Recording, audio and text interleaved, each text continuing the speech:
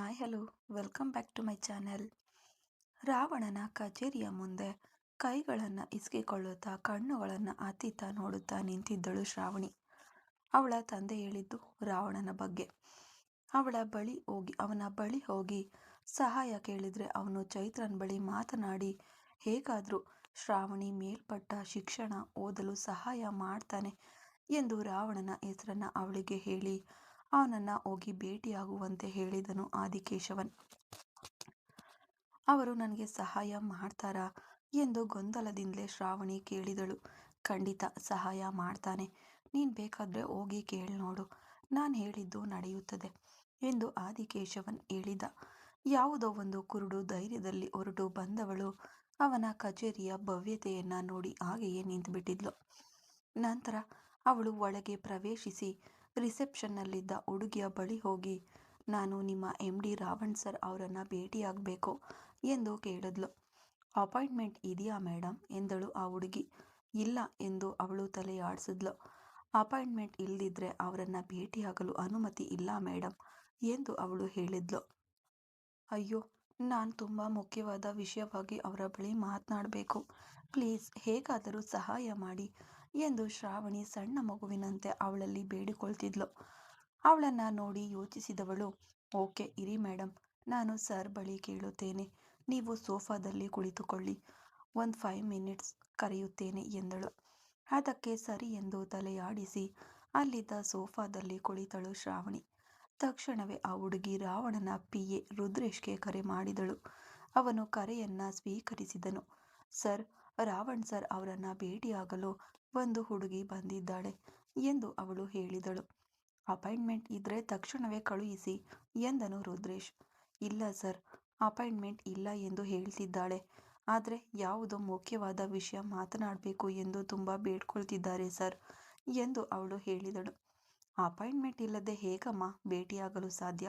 ಸರಿ ಇರು, ನಾನೇ ಬರುತ್ತೇನೆ ಎಂದು ಕೆಳಗೆ ಇಳಿದು ಬಂದನು. ರಿಸೆಪ್ಷನ್ನಲ್ಲಿದ್ದ ಹುಡುಗಿಯ ಬಳಿ ಹೋದವನು, ಯಾರು ಆ ಹುಡುಗಿ ಎಂದು ಕೇಳಿದನು. ಶ್ರಾವಣಿ ಕುಳಿತಿದ್ದ ದಿಕ್ಕನ್ನ ತೋರಿಸಿದಳು ಅವಳು. ಅವಳ ಬಳಿ ಹೋದವನು, ಎಕ್ಸ್ಕ್ಯೂಸ್ ಮೀ ಎಂದು ಅವಳನ್ನ ಕರೆಯಲು ಮೇಲೆತ್ತಿ ನೋಡಿದಳು. ಭಯದಲ್ಲೇ ಎದ್ದು ನಿಂತುಬಿಟ್ಲು. ನಾನು ರುದ್ರೇಶ್, ರಾವಣ್ ಸರ್ ಅವರ PA. ನೀವ್ಯಾರು, ಯಾವುದಕ್ಕಾಗಿ ಇಲ್ಲಿಗೆ ಬಂದಿದ್ದೀರಿ ಎಂದು ರುದ್ರೇಶ್ ಕೇಳಿದ. ನನ್ನ ಹೆಸರು ಶ್ರಾವಣಿ, ನಾನು ರಾವಣ್ ಸರ್ ಅವರ ಫ್ರೆಂಡ್ ಚೈತ್ರನ್ ಮಿತ್ರದೇವ್ ಅವರ ತಂಗಿ. ರಾವಣ್ ಸರ್ ಅವರನ್ನ ಭೇಟಿಯಾಗುವುದಕ್ಕಾಗಿ ಬಂದಿದ್ದೇನೆ ಎಂದು ಅವಳು ಕಣ್ಣುಗಳನ್ನ ಅತ್ತಿತ್ತ ಹೊರಳಿಸುತ್ತಾ ಹೇಳಿದ್ಲು. ಚೈತ್ರನ್ ಸರ್ಗೆ ತಂಗಿಯೇ ಇಲ್ವಲ್ಲಮ್ಮ, ನೀನ್ಯಾರು, ಯಾವುದಕ್ಕೆ ಸುಳ್ಳು ಹೇಳ್ತಿದ್ಯಾಮ್ಮ ನೀನು ಎಂದು ರುದ್ರೇಶ್ ಧ್ವನಿ ಎತ್ತರಿಸಿ ಕೇಳ್ದ. ಅದಕ್ಕೆ ಭಯ ಬಿದ್ದುಬಿಟ್ಲು. ಇಲ್ಲ, ನಾನು ಅವರ ತಂಗಿಯೇ, ಆದರೆ ನನ್ನನ್ನು ತಂಗಿ ಎಂದು ಹೇಳಿಕೊಳ್ಳಲು ಅವರಿಗೆ ಇಷ್ಟವಿಲ್ಲ ಸರ್, ಅದಕ್ಕೆ ಯಾರ ಬಳಿಯೂ ನನ್ನ ಬಗ್ಗೆ ಹೇಳಿರಲ್ಲ ಅನ್ಕೋತೀನಿ. ಪ್ಲೀಸ್ ನನ್ನನ್ನು ರಾವಣ್ ಸರ್ ಬಳಿ ಕರ್ಕೊಂಡು ಹೋಗಿ ಎಂದು ಸಣ್ಣ ಮಗುವಿನಂತೆ ಶ್ರಾವಣಿ ಬೇಡ್ಕೊಂಡ್ಲು. ಏನಿದು, ತನ್ಗೆ ಒಬ್ಳು ತಂಗಿ ಇರುವುದನ್ನ ಯಾರ ಬಳಿಯೂ ಹೇಳಿಲ್ವಲ್ಲ, ಏನ್ ಹೇಳ್ತಿದ್ದಾಳೆ ಈ ಹುಡುಗಿ ಎಂದು ತನ್ನೊಳಗೆ ಗೊಂದಲಕ್ಕೊಳಗಾದನು ರುದ್ರೇಶ್. ಆ ಸಮಯದಲ್ಲಿ ಅವನಿಗೆ ಒಂದು ಕರೆ ಬಂತು. ಯಾರು ಎಂದು ತೆಗೆದು ನೋಡಿದನು. ರಾವಣ್ ಎಂದು ಕಂಡು, ಹೇಳಿ ಬಾಸ್ ಎಂದನು ವಿನಯವಾಗಿ. ಆ ಹುಡುಗಿಯನ್ನ ತಕ್ಷಣವೇ ನನ್ನ ರೂಮ್ಗೆ ಕರ್ಕೊಂಡ್ ಬಾ ಎಂದು ತನ್ನ ಲ್ಯಾಪ್ಟಾಪ್ನಲ್ಲಿ ಕಾಣಿಸುತ್ತಿದ್ದ CCTV ದೃಶ್ಯಗಳನ್ನ ನೋಡುತ್ತಲೇ ರಾವಣ ಹೇಳ್ದ. ಬಾಸ್, ಈ ಹುಡುಗಿ ಎಂದು ಹೇಳಲು ಬಂದವನನ್ನು ತಡೆದು, ಹೇಳದನ್ನ ಮಾಡು ರುದ್ರ, ಅವಳನ್ನ ಮೊದಲು ಇಲ್ಲಿಗೆ ಕರ್ಕೊಂಡ್ ಬಾ ಎಂದನು ಗರ್ಜನೆಯಿಂದ. ಓಕೆ ಓಕೆ ಬಾಸ್, ಈಗ್ಲೇ ಕರ್ಕೊಂಡ್ ಬರ್ತೀನಿ ಎಂದು ತಡವರಿಸುತ್ತಾ ಹೇಳಿದನು. ನೀನು ನನ್ನ ಜೊತೆ ಬಾಮ್ಮ ಎಂದು ಅವಳನ್ನ ಕರೆದನು. ಎಲ್ಲಿಗೆ, ನನ್ನನ್ನ ಕರ್ಕೊಂಡು ಹೋಗ್ತಿದ್ದೀರಿ ಎಂದಳು ಭಯದಲ್ಲಿ. ಅವಳ ಬಳಿಗೆ, ನಿನ್ನನ್ನ ಕರ್ಕೊಂಡು ಹೋಗ್ತಿದ್ದೇನೆ, ಅವರೇ ಈಗ ಫೋನ್ ಮಾಡಿ ನಿನ್ನನ್ನ ರೂಮ್ಗೆ ಕರ್ಕೊಂಡು ಬರಲು ಹೇಳಿದ್ರು.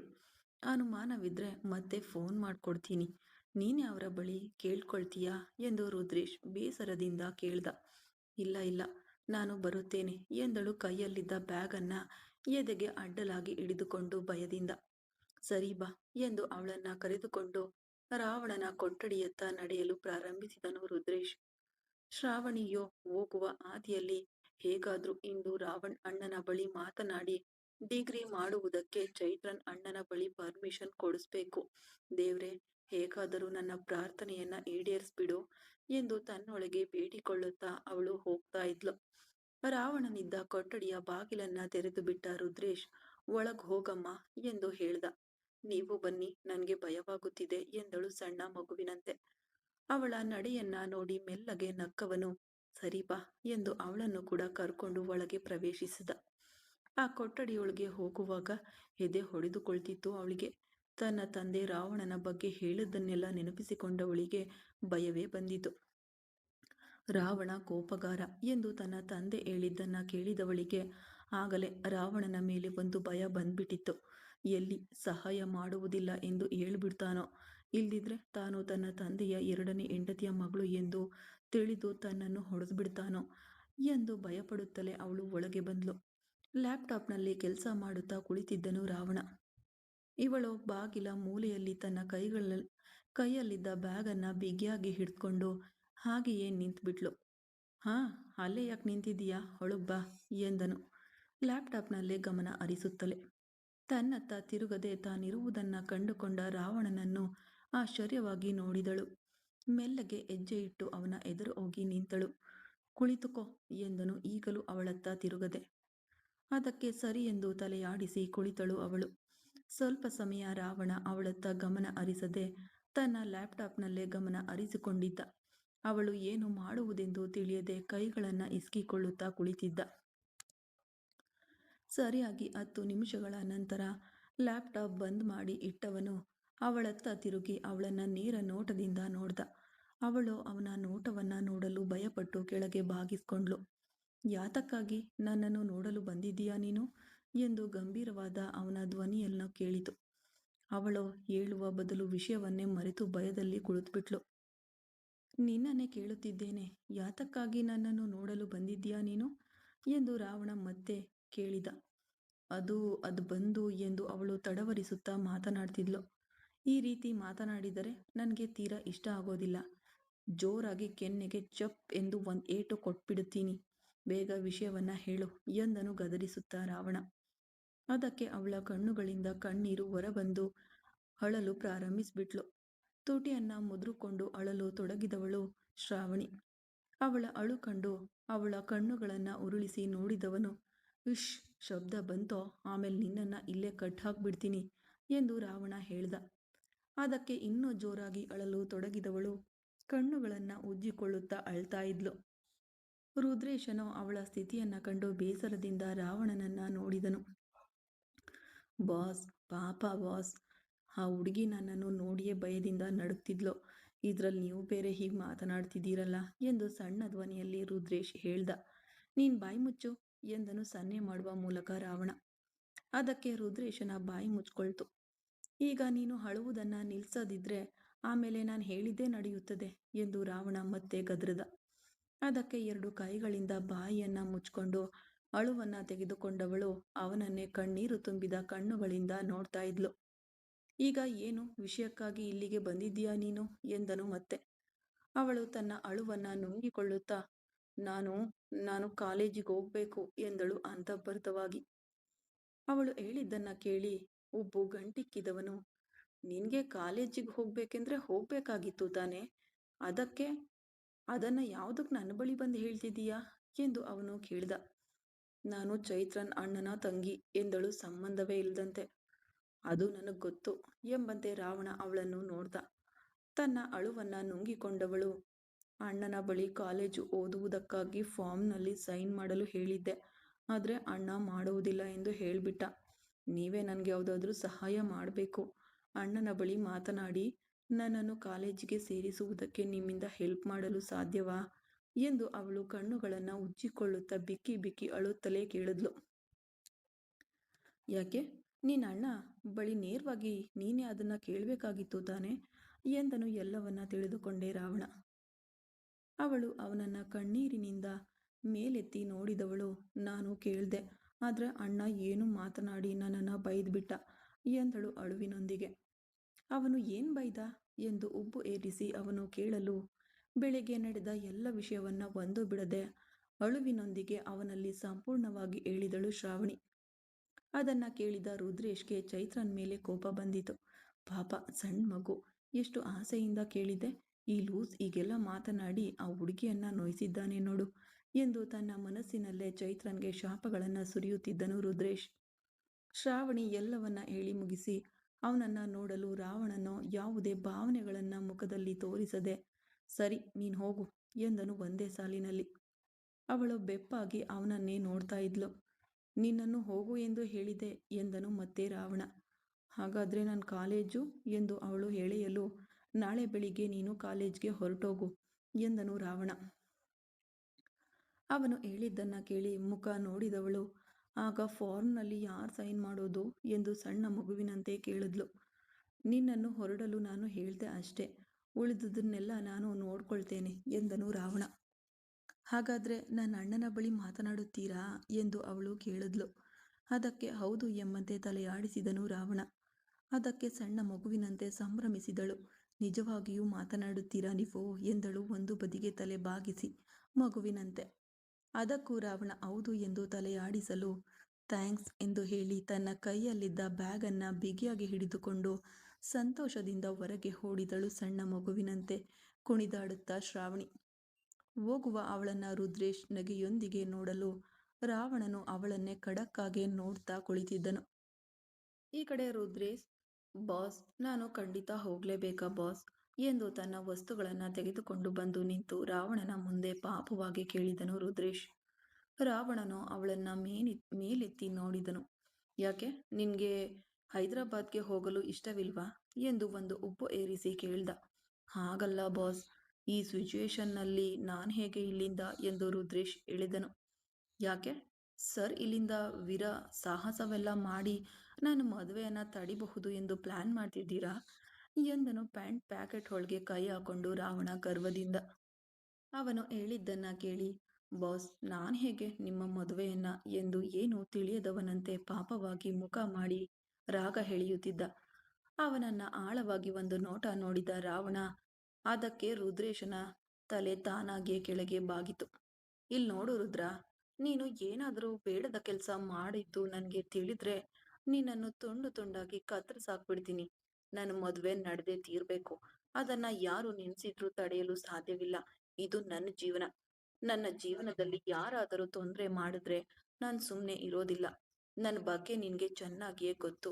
ಅದಕ್ಕಾಗಿ ಬಾಯಿ ಮುಚ್ಕೊಂಡು ಹೈದರಾಬಾದ್ಗೆ ಹೊರಡುವ ಹಾದಿಯನ್ನ ನೋಡು ಎಂದು ರಾವಣ ಖಡಕ್ಕಾಗಿ ಹೇಳಿದನು. ಪ್ಲೀಸ್ ಬಾಸ್, ನಿಮ್ಮ ಮ್ಯಾರೇಜ್ ಮುಗಿದ ನಂತರ ನಾನು ಹೋಗುತ್ತೇನೆ ಬಾಸ್. ಈಗ ನಾನು ಅಲ್ಲಿಗೆ ಹೋಗಿ ಏನು ಮಾಡೋದು? ನನಗಂತೂ ಅಲ್ಲಿ ಜಾಯಿನ್ ಆಗುವುದಕ್ಕೆ ಇನ್ನು 2 ವೀಕ್ಸ್ ಟೈಮ್ ಇದೆಯಲ್ಲ. ಪ್ಲೀಸ್ ಬಾಸ್ ಎಂದು ರುದ್ರೇಶ್ ಬೇಡ್ಕೊಳ್ತಿದ್ದ. ನೋವೇ ರುದ್ರ, ನಿನಗೆ ನಾನು ಆಪ್ಷನ್ ಕೊಡುತ್ತಲೇ ಇಲ್ಲ. ಈಗ ನೀನು ಹೋಗಲೇಬೇಕು ಎಂದು ಹೇಳ್ತಿದ್ದೇನೆ ಅಷ್ಟೇ. ನೀನು ಇಲ್ಲಿದ್ರೆ ಖಂಡಿತ ಎಲ್ಲವನ್ನ ನೋಡಿ ಇನ್ನೂ ಕಷ್ಟಪಡ್ತೀಯ. ಅದು ನಿನಗೆ ಬೇಡ ಆಗಿರೋದು. ಗೌರವದಿಂದ ಹೊರಡು ಎಂದು ಆಜ್ಞೆಯಾಗಿ ರಾವಣ ಹೇಳ್ಬಿಟ್ಟ. ಅದಕ್ಕಿಂತ ಮೇಲೆ ರುದ್ರೇಶನಿಂದ ಏನು ಮಾತನಾಡಲು ಸಾಧ್ಯವಾಗಲಿಲ್ಲ. ಚೈತ್ರನೋ ಇವರಿಬ್ಬರನ್ನ ನೋಡ್ತಿದ್ದನು. ಲೇ, ಅವನೇ ತಾಳ್ಮೆಯಿಂದ ಹೋಗುತ್ತೇನೆ ಎಂದು ಹೇಳ್ತಿದ್ದಾನಲ್ಲ, ಯಾವುದಕ್ಕಾಗಿ ಕುತ್ತಿಗೆ ಹಿಡಿದು ಹೀಗೆ ಅವನನ್ನ ತಳ್ಳುತ್ತಿದ್ದೀಯಾ ನೀನು? ನಿನ್ನ ಮ್ಯಾರೇಜ್ ಮುಗಿಯುವವರೆಗೆ ಇದ್ದು ನಂತರ ಹೋಗ್ಲಿ ಬಿಡು ಎಂದು ಅವನು ಆಶ್ಚರ್ಯಕರವಾಗಿ ರುದ್ರೇಶನಿಗೆ ಬೆಂಬಲವಾಗಿ ಮಾತನಾಡಿದ. ಅವನನ್ನ ಪರೀಕ್ಷಿಸುವ ನೋಟ ನೋಡಿದನು ರಾವಣ. ಅದಕ್ಕೆ ಚೈತ್ರನ್ ಅತ್ತಿತ್ತ ಕಣ್ಣು ಹೊರಳಿಸಿ, ಏನು ಇಬ್ಬರ ಮನಸ್ಸಿನಲ್ಲೂ ದೊಡ್ಡ ಬುದ್ಧಿವಂತರು ಎಂದ್ಕೊಂಡಿದ್ದೀರಾ? ಇಬ್ಬರು ಒಂದಾಗಿ ಸೇರಿ ನನ್ನ ಮದುವೆಯನ್ನ ತಡಿಬೇಕು ಎಂದು ನೀವು ಮಾಡುವ ಕಿಲಾಡಿ ಕೆಲಸವೆಲ್ಲ ನನಗೆ ತಿಳಿಯುವುದಿಲ್ಲ ಎಂದ್ಕೊಳ್ಬೇಡಿ. ಒಂದು ವಿಷಯವನ್ನ ಇಬ್ಬರು ಅರ್ಥ ಮಾಡ್ಕೊಳ್ಳಿ. ನಾನು ರಾವಣ್. ಈ ರಾವಣನ್ನ ಮೀರಿ ನಿಮ್ಮಿಬ್ಬರಿಂದ ಏನು ಮಾಡಲು ಸಾಧ್ಯವಿಲ್ಲ. ಅದಕ್ಕಾಗಿ ಏನು ಪ್ಲಾನ್ ಮಾಡುತ್ತೇನೆ ಎಂದು ವೇಸ್ಟ್ ಕೆಲಸ ಮಾಡಿ ಟೈಮ್ ವೇಸ್ಟ್ ಮಾಡುತ್ತಿರಬೇಡಿ ಎಂದು ರಾವಣ ಅತ್ಯಂತ ಖಡಕ್ಕಾಗಿ ಹೇಳಿಬಿಟ್ಟ. ಚೈತ್ರನ್ ರುದ್ರೇಶ್ನನ್ನ ಪಾಪವಾಗಿ ನೋಡಿದನು. ಏನ್ ಹೀಗಾಯ್ತು ಎಂದು ರುದ್ರೇಶ್ನಲ್ಲಿ ಕಣ್ಣುಗಳಲ್ಲೇ ಚೈತ್ರನ್ ಕೇಳಲು, ಮುಗಿದು ಹೋಯ್ತು ಬಾಸ್ ಎಂಬಂತೆ ಅವನನ್ನ ನೋಡಿದನು ರುದ್ರೇಶ್. ನಿನಗೆ ಫ್ಲೈಟ್ಗೆ ಟೈಮ್ ಆಯ್ತು, ಹೊರಡು ರುದ್ರ ಎಂದು ಅವನನ್ನ ಓಡಿಸಲು ನೋಡಿದ ರಾವಣ. ಬಾಸ್ ಎಂದು ರಾಗ ಎಳೆದನು ರುದ್ರೇಶ್. ಅದಕ್ಕೆ ಇನ್ನು ಹಲ್ಲು ಕಡಿದ ರಾವಣ ಪಕ್ಕದಲ್ಲಿದ್ದ ಚೇರ್ ಎತ್ತಿ ಅವನ ಮೇಲೆ ಎಸೆಯಲು ಮುಂದಾದಾಗ, boss boss no no boss, violence ಆಗಬೇಡಿ. ಈಗ ಏನು ನಾನು ಹೊರಡಬೇಕು ಅಷ್ಟೇ ತಾನೇ? ಹೋಗುತ್ತೇನೆ, ಹೋಗಿ ಹಾಳಾಗುತ್ತೇನೆ ಬಿಡಿ. ಕಪ್ಪೆ ತನ್ನ ಬಾಯಿಂದಲೇ ಕೇಳುವಂತ ನಾನೇ ನನ್ನ ಬಾಯಿಗೆ ನನ್ನ ಆಪ್ ಇಟ್ಕೊಂಡೆ. ನಾನು ಮಾತ್ರ ಅಂದು ನಿಮ್ಮ ಬಳಿ ಕೇಳದೇ ಇದ್ದಿದ್ರೆ ಇಂದು ನೀವು ನನ್ನನ್ನು ಕುತ್ತಿಗೆ ಹಿಡಿದು ತಳ್ಳದ ಕೊರತೆಯಾಗಿ ಕಳಿಸುತ್ತಿರ್ಲಿಲ್ವಲ್ಲ ಎಂದು ರುದ್ರೇಶ್ ತನ್ನ ತಲೆಗೆ ಹೊಡೆದುಕೊಳ್ಳುತ್ತಾ ಹೇಳಿದ. ಈ ರೀತಿ ಸೆಂಟಿಮೆಂಟ್ ಆಗಿ ಮಾತನಾಡಿ ನನ್ನ ಬಳಿ ಕಾರ್ಯ ಸಾಧಿಸಬಹುದು ಎಂದ್ಕೊಳ್ಬೇಡ, ಹೊರಡೋ ಎಂದು ಅವನನ್ನ ಹಿಡಿದು ಎಳೆದುಕೊಂಡು ಬಂದ ರಾವಣ ಕಾರಿನಲ್ಲಿ ಅವನನ್ನ ತಳ್ಳಿ ಡ್ರೈವರ್ಗೆ ಕಣ್ಸನ್ನೆ ಮಾಡ್ದ. ಅವರು ಲಗೇಜ್ಗಳನ್ನ ತೆಗೆದು ಗಾಡಿಯಲ್ಲಿ ಜೋಡಿಸಿದ್ರು. ಕಾರನ್ನ ಬಾಗಿಲು ಮುಚ್ಚಿದ ರಾವಣ ಅಲ್ಲಿಗೆ ಹೋಗಿ ತಲುಪಿದ ತಕ್ಷಣ ನನಗೆ ಕಾಲ್ ಮಾಡು ಎಂದನು ಆಜ್ಞೆಯಾಗಿ. ರುದ್ರೇಶ್ ಅದಕ್ಕೆ ಪಾಪವಾಗಿ ತಲೆಯಾಡಿಸಿ ಚೈತ್ರನ್ ಕಡೆಗೆ ನೋಟ ಹರಿಸಿದ. ಈಗೇನ್ ಮಾಡೋದು ಎಂದು ಕಣ್ಣುಗಳಲ್ಲೇ ಪರಿತಾಪವಾಗಿ ಚೈತ್ರನ್ ಕೇಳ್ದ. ನನಗೂ ಏನು ತಿಳಿಯುತ್ತಿಲ್ವಲ್ಲ ಎಂದು ಕಣ್ಣುಗಳಲ್ಲೇ ಉತ್ತರ ನೀಡಿದನು ರುದ್ರೇಶ್. ಇವರಿಬ್ಬರ ಸಂಭಾಷಣೆಯನ್ನು ನೋಡಿದ ರಾವಣ, ನೀವಿಬ್ರು ಏನ್ ಲವ್ವರ್ಸಾ? ಕಣ್ಣಿನಲ್ಲೇ ಮಾತನಾಡುತ್ತಿದ್ದೀರಲ್ಲ, ಹುಚ್ಚು ಹಿಡಿದವರ ನೀವು ಎಂದು ತಲೆಗೆ ಹೊಡೆದುಕೊಂಡನು. ಅದಕ್ಕೆ ಚೈತ್ರನ್ ರಾವಣನನ್ನು ಮುಖ ಗಂಟಿಕ್ಕಿ ನೋಡ್ದ. ಏನ್ ಮುಖ ಗಂಟುಕ್ತೀಯಾ? ಕಣ್ ಕಿತ್ತು ಬಿಡುತ್ತೇನೆ. ಆಳು ಮುಖವನ್ನ ನೋಡು. ಪ್ಲಾನ್ ಹಾಕುತ್ತಾನಂತೆ ಪ್ಲಾನ್. ಇವನ್ನೆಲ್ಲ ಒಂದು ಹಾಳು. ಇವನು ನನ್ನ ಮದುವೆಯನ್ನ ತಡೆಯಲಿದ್ದಾನಂತೆ ಎಂದು ಬಹಿರಂಗವಾಗಿಯೇ ಹೇಳಿದ ರಾವಣ. ಡ್ರೈವರ್ ಕಡೆಗೆ ತಿರುಗಿ ಕಣ್ಣು ಸನ್ನೆ ಮಾಡ್ದ. ರುದ್ರೇಶ್ ಹೈದರಾಬಾದ್ನತ್ತ ತನ್ನ ಪ್ರಯಾಣವನ್ನ ಪ್ರಾರಂಭಿಸಿದನು. ಕಾರು ಮನೆಯಿಂದ ಹೊರಗೆ ಹೋದ ತಕ್ಷಣ ಚೈತ್ರನ್ನನ್ನ ತಿರುಗಿ ಖಡಕ್ಕಾಗಿ ನೋಡಿದನು ರಾವಣ. ಅದಕ್ಕೆ ಚೈತ್ರನ್ ಹೆದರಿ ಹಿಂಜರಿದನು. ಅಮ್ಮೋ, ಇವನೇನು ಹೀಗೆ ನೋಡ್ತಿದ್ದಾನೆ? ಒಂದು ವೇಳೆ ಒಳಗೆ ಕರೆದುಕೊಂಡು ಹೋಗಿ ಕುಮ್ಮು ಕುಮ್ಮು ಎಂದು ಕುಮ್ಮಲಿದ್ದಾನೇನೋ. ರುದ್ರ ಬೇರೆ ಅರ್ಧದಲ್ಲೇ ಬಿಟ್ಟು ಹೋಗಿ ಓಡಿ ಹೋದ. ಈಗೇನ್ ಮಾಡೋದು ಎಂದು ಚೈತ್ರನ್ ತನ್ನೊಳಗೆ ಕಂಗಾಲಾಗ್ತಿದ್ದ. ಬಹಳವೆಲ್ಲ ಕಂಗಾಲಾಗ್ಬೇಡ. ನಿನ್ನನ್ನು ಹೊಡೆದು ಬಾರಿಸುವಷ್ಟು ನನಗೆ ಈಗ ಟೈಮ್ ಇಲ್ಲ. ನನ್ನ ಜೊತೆ ಬಾ ಎಂದು ಹೇಳಿ ರಾವಣ ತನ್ನ ಕಾರಿನತ್ತ ನಡೆದ. ಒಂದು ವೇಳೆ ಮನೆಯಲ್ಲಿ ಹೊಡೆಯುವುದು ಬೇಡ ಎಂದು ಬೇರೆ ಎಲ್ಲಾದರೂ ಕರ್ಕೊಂಡು ಹೋಗಿ ರೂಮ್ಗೆ ಹಾಕಿ ಹೊಡೆಯಲಿದ್ದಾನೇನೋ. ಅಯ್ಯೋ, ಏನ್ ಮಾಡುವುದೆಂದು ಒಂದೂ ತಿಳಿಯುತ್ತಿಲ್ವಲ್ಲ ಎಂದು ಅವನು ಹಿಂದೆ ತಲೆ ಕೆರೆದುಕೊಳ್ಳುತ್ತಾ ಗುಣಗುತ್ತಲೇ ಹೋದನು ಚೈತ್ರನ್. ರಾವಣ ಡ್ರೈವರ್ ಸೀಟ್ನಲ್ಲಿ ಕುಳಿತುಕೊಂಡು ಹಿಂದಿನ ಸೀಟಿನಲ್ಲಿ ಕುಳಿತುಕೊಳ್ಳಲು ಹೋದನು ಚೈತ್ರನ್. ಮುಚ್ಕೊಂಡು ಬಂದು ಮುಂದೆ ಕುಳಿತುಕೋ ಮಗನೇ, ಸಖತ್ ಕೋಪದಲ್ಲಿದ್ದೇನೆ. ಏನಾದ್ರೂ ಅಸಹ್ಯವಾಗಿ ಮಾತನಾಡ್ಬಿಡ್ತೇನೆ ನೋಡು ಎಂದು ರಾವಣ ಮಾತುಗಳನ್ನ ಹಲ್ಲು ಕಡಿದು ಉಗುಳಿದ. ಅದಕ್ಕೆ ಪಾಪವಾಗಿ ತಲೆಯಾಡಿಸಿ ಚೈತ್ರನ್ ಬಂದು ಮುಂಭಾಗದ ಸೀಟಿಗೆ ಬಂದು ಕುಳಿತನು. ಕಾರು ಪ್ರಯಾಣ ಪ್ರಾರಂಭವಾದ ನಂತರ ಸ್ವಲ್ಪ ಸಮಯ ಮೌನದಲ್ಲೇ ಕಳೆಯಿತು. ಚೈತ್ರನ್ ರಾವಣನಲ್ಲಿ ಎಲ್ಲಿಗೆ ಹೋಗ್ತಿದ್ದೇವೆ ಎಂದು ಹೆದರಿದ ಧ್ವನಿಯಲ್ಲೇ ಕೇಳಿದ. ಅವನ ಕಡೆಗೆ ತಿರುಗಿ ಅವನನ್ನ ಕಣ್ಣುಗಳನ್ನ ಉರುಳಿಸಿ ನೋಡಿದನು ರಾವಣ. ಅದಕ್ಕೆ ಮುಂದಿನ ಮಾತು ಆಡದ ಚೈತ್ರನ್ ಬಾಯಿ ಮುಚ್ಕೊಂಡ. ಒಂದು ಕಾಲೇಜು ಯೂನಿವರ್ಸಿಟಿಯ ಮುಂದೆ ಹೋಗಿ ನಿಂತಿತು ರಾವಣನ ಕಾರು. ಆ ಕಾಲೇಜನ್ನ ಕಂಡು ಯೋಚಿಸುತ್ತಲೇ ಕಾರಿನಿಂದ ಇಳಿದ ಚೈತ್ರನ್, ರಾವಣನಲ್ಲಿ ಇಲ್ಲಿಗೆ ಯಾವುದಕ್ಕೆ ಬಂದಿದ್ದೇವೆ ಆರ್ವಿ ಎಂದು ತಿಳಿಯದೆ ಕೇಳ್ದ. ಬಂದು ನೋಡು, ನಿನ್ಗೆ ಅರ್ಥವಾಗುತ್ತೆ ಎಂದು ಹೇಳಿ ತನ್ನ ಕೂಲಿಂಗ್ ಗ್ಲಾಸ್ ತೆಗೆದು ಕಣ್ಣಿಗೆ ಹಾಕಿಕೊಂಡ ರಾವಣ ಗಂಭೀರವಾಗಿ ನಡೆಯಲು ಚೈತ್ರನ್ ಏನೂ ತಿಳಿಯದೆ ಗೊಂದಲಕ್ಕೊಳಗಾದವನಂತೆ ಅವನ ಹಿಂದೆ ಹೋದನು. ಕಾಲೇಜಿನೊಳಗೆ ಪ್ರವೇಶಿಸಿದ ರಾವಣ ಯಾರನ್ನು ಹುಡುಕುತ್ತಿರುವಂತೆ ಕಾಣಿತು.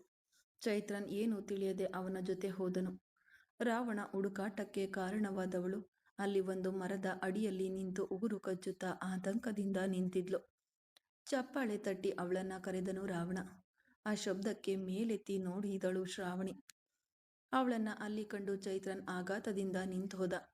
ಅವಳು ರಾವಣನನ್ನ ಕಂಡು ನೆಗೆದು ಕುಣಿಯುತ್ತಾ ಅವನ ಬಳಿ ಓಡಿ ಬಂದಳು. ಹೈ, ಬಂದ್ಬಿಟ್ರಾ?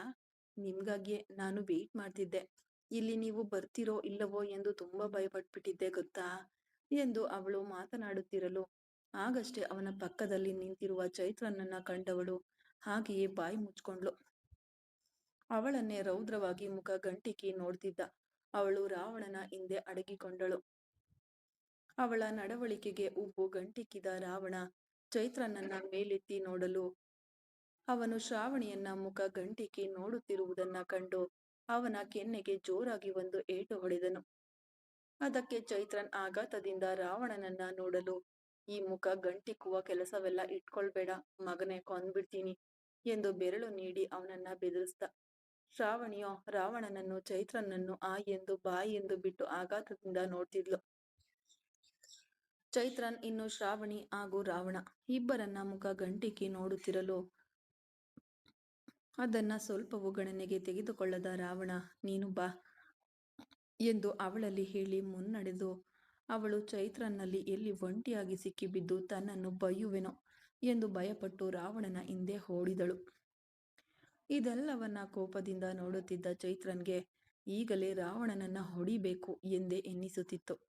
ತನ್ನ ಕೆನ್ನೆಯನ್ನು ಉಜ್ಜಿಕೊಳ್ಳುತ್ತಲೇ ಅವನು ಅವರ ಹಿಂದೆ ಹೋದ.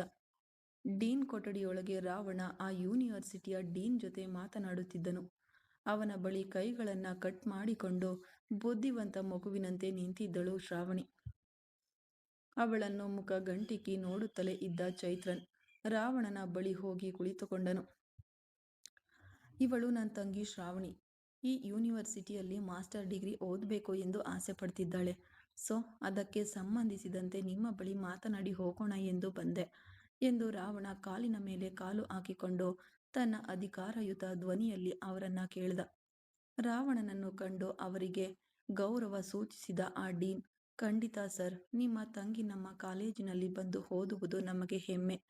ಫರ್ದರ್ ಆಗಿ ಏನ್ ಮಾಡಬೇಕೋ ಅದೆಲ್ಲವನ್ನ ಮಾಡಿಬಿಡೋಣ ಎಂದು ಅವರು ಹೇಳಿದ್ರು. ಅದನ್ನ ಕೇಳಿದ ಶ್ರಾವಣಿಗೆ ಮನಸ್ಸು ಆಕಾಶದಲ್ಲಿ ಹಾರಲು ಪ್ರಾರಂಭಿಸಿತು. ಅದರಲ್ಲೂ ರಾವಣ ತನ್ನನ್ನು ನನ್ನ ತಂಗಿ ಎಂದು ಹೇಳಿದ್ದನ್ನ ಕೇಳಿದವಳಿಗೆ ಕಣ್ಣುಗಳಲ್ಲಿ ನೀರೇ ಹರಿದು ಬಂದಿತು. ಜೊತೆಯಲ್ಲಿ ಹುಟ್ಟಿದ ಅಣ್ಣನೇ ತನ್ನನ್ನು ತಂಗಿ ಎಂದು ಒಪ್ಪಿಕೊಳ್ಳದಿದ್ದಾಗ ಯಾರೋ ಒಬ್ಬರು ತನ್ನನ್ನು ತಂಗಿ ಎಂದು ಹೇಳಿದ್ದನ್ನ ಕೇಳಿದ ಅವಳಿಗೆ ಮನಸ್ಸು ಸಂತೋಷದಲ್ಲಿ ಕುಣಿದಾಡಿತು. ಇದೆಲ್ಲವನ್ನ ಕೇಳಿದ ಚೈತ್ರನ್ಗೆ ಹೊಟ್ಟೆ ಉರಿಯತೊಡಗಿತು. ಮುಂದುವರೆಯುವುದು ಮುಂದಿನ ಭಾಗದಲ್ಲಿ. ಕತೆ ಇಷ್ಟ ಆದರೆ ಲೈಕ್ ಮಾಡಿ, ಕಮೆಂಟ್ ಮಾಡಿ, ಹಾಗೆ ಸಪೋರ್ಟ್ ಮಾಡ್ತಾ ಇರಿ. Thank you.